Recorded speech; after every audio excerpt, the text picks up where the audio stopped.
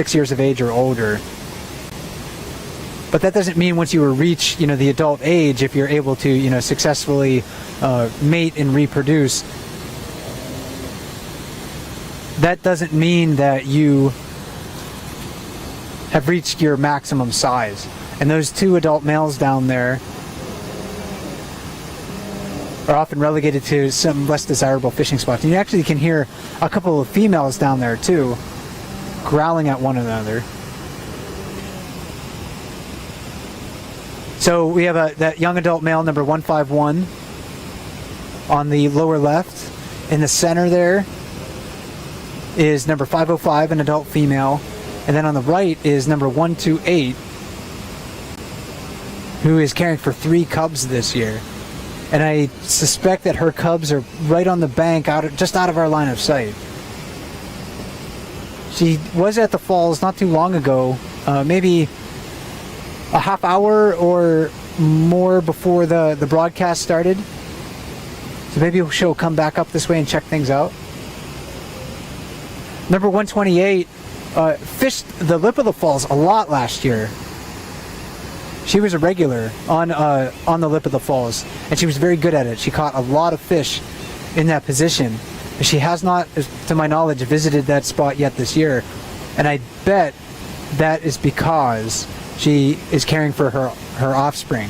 Coming to Brooks Falls, being around all of these bears, poses a risk to her cubs. I wrote about this in the chat on explore.org earlier today, about how females with cubs will alter their behavior to give their cubs maybe greater levels of protection. They may sacrifice their own health, their body weight especially, so their cubs may have a greater chance of survival.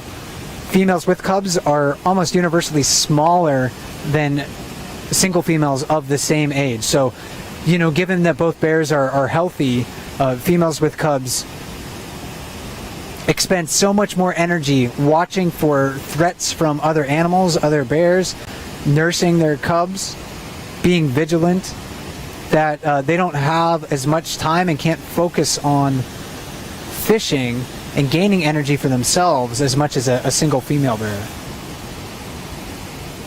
So number 128 was really fat and chubby last year. I doubt she'll get that big this year, just because she has to spend more time watching for threats and expending a lot of energy nursing her cubs.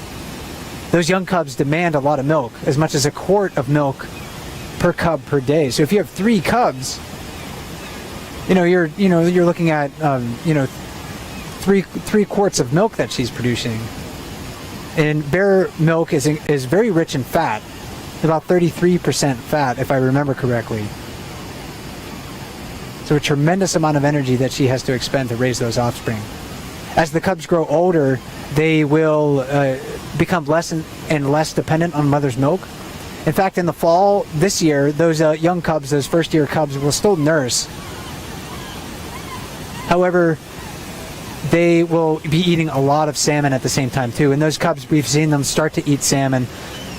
The mother won't necessarily bring the fish back for them to eat, but what she'll do is she'll bring them back, catch a salmon, and often walk to the bank of the river where her cubs are, and the cubs will tear pieces of fish away from her, and usually mother bears will tolerate that.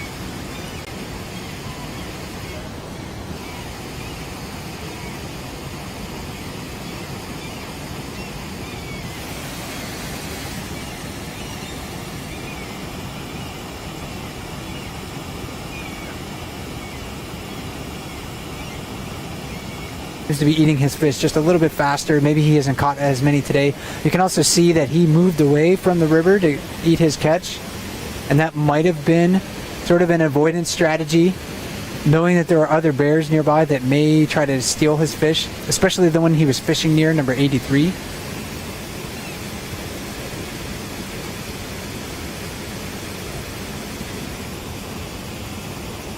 Younger bears in the first few years of their life are especially prone to maybe catch a fish and kind of run away from the close proximity of other bears. We do see fish stealing happen a lot around here.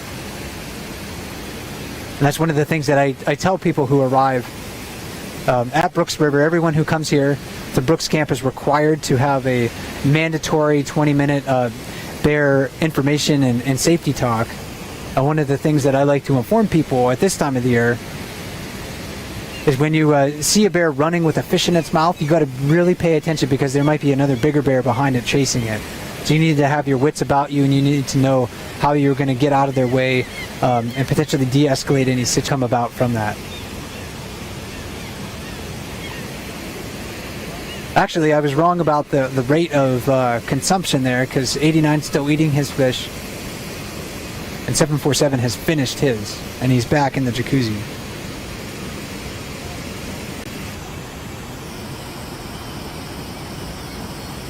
So just as we started the broadcast, number 402 and her two cubs had walked underneath us, and it looks like she may have moved downstream, so fishing bear to catch salmon.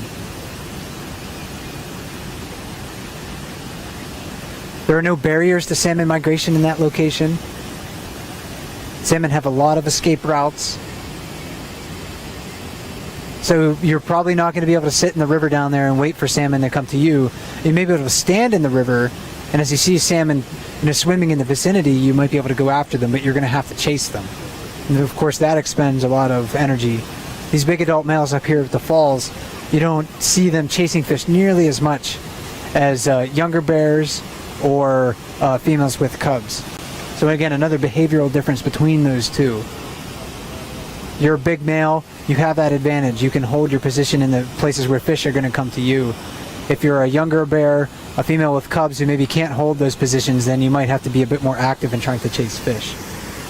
And is one of those young adult males that we were watching in the riffles before, number 151. So he came up just kind of cruising around, patrolling.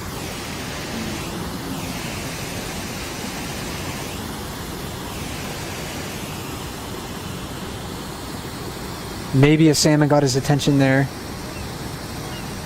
but not enough to send him on a run.